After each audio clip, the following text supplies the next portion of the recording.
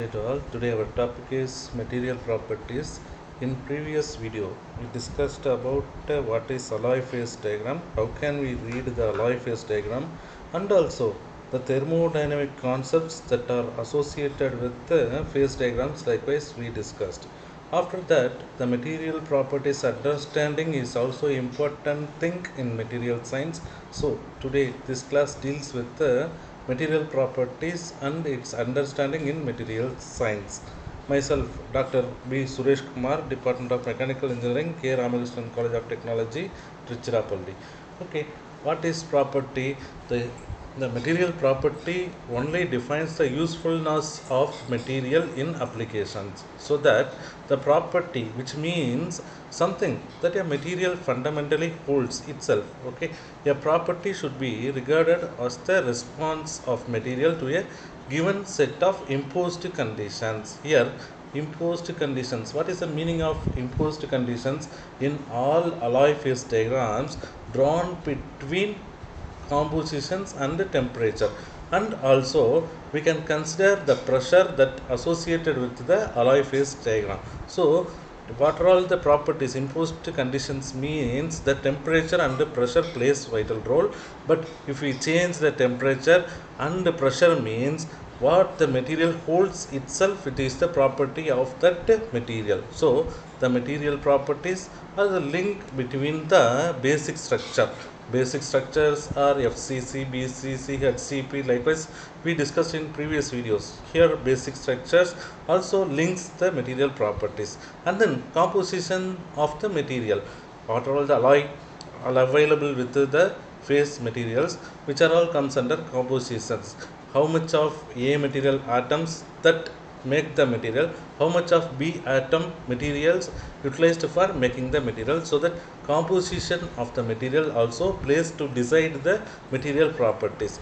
And then finally the service performance, the material, how can we perform with the respective application, is also one of the important tasks that should be linked between material properties and uh, the materials. Okay, these are all the important thing we should consider the material properties in material science. Then how can I choose the material for particular application, which is also important thing, which can be followed three basic properties, which are comes under physical properties, chemical properties, and then mechanical properties. Here, what are all the physical properties? The physical properties always deals with the mass characteristics, thermal, electrical, magnetic, and optical properties. In next video, we discuss all the details in a very detailed manner. Okay, today I can brief the thing. In next video, we will discuss in brief, elaborated manner. And then chemical properties. What are the chemical properties?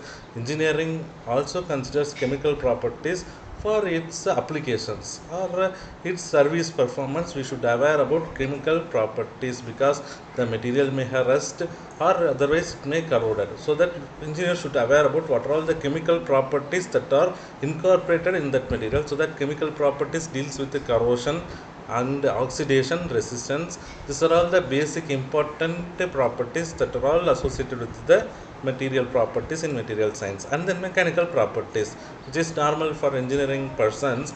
Mechanical properties always deals with the tensile and yield strength, elongation decides the brittleness and the ductility of that material. So that elongation means percentage of elongation. After that, toughness and hardness. These are all the important properties we can understand before we get the material into the applications. So the physical properties, today we discuss about physical properties. What are all the physical properties we should aware? Yes, the physical properties started from mass characteristics, and then thermal properties, electrical properties, magnetic properties, optical properties, and finally radiation properties, because nowadays nuclear plant also installed for domestic applications also, so that radiation property of the material also important. So these are all the thing comes under physical properties. Okay, in that all are seeing the fridge, all are seeing the freezer. Why the ice cubes are floating in water? Always if I throw the stone means it will depress in water, but iceberg only float. Why it floats? It is the important question that we have to have in our mind. So what is the reason? Yes, the reason is water has a higher density in the liquid state than the solid, so ice cubes float. Okay, so water has a higher density in the liquid form than the solid form. Solid form is the ice, so which is the important thing, the icebergs are float on the water. Then the molecules in water is more tightly packed. Here you see the important word, that is tightly packed atoms. So that we have, from this also the immersion of iceberg into water is the difficult task. So the molecules in water is more tightly packed than in ice, so water has a greater density than ice. So the physical structure, here I told about what is physical structure. Physical structure is also important thing to immerse the iceberg uh, to uh,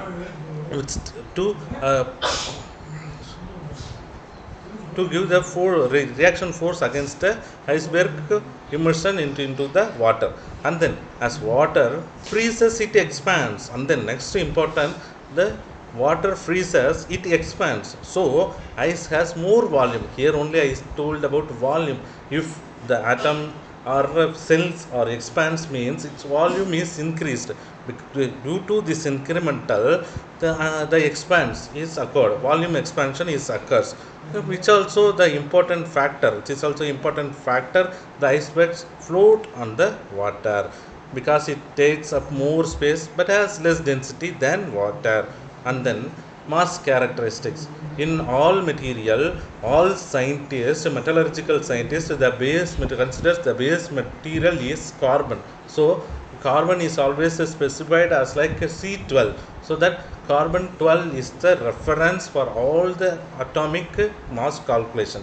An atomic mass unit is defined as a mass equal to 1/12 of the mass of an atom of carbon 12.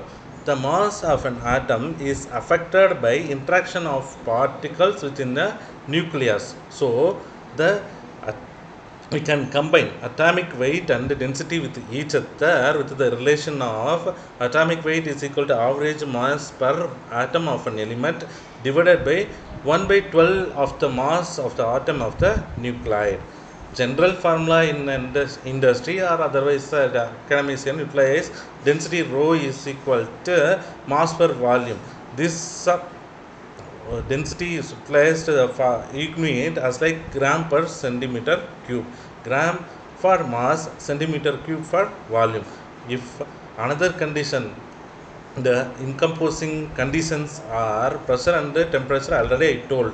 Here if the density with the increase temperature is increases, density decreases. We can see the relationship between density and the temperature in next slide. The role of temperature in density: when temperatures increase, objects expand and become larger, and therefore the density decreases because it occupies large volume. So that the when temperature increases, the object expands. So when temperature decrease, objects condense and become smaller, so density increases.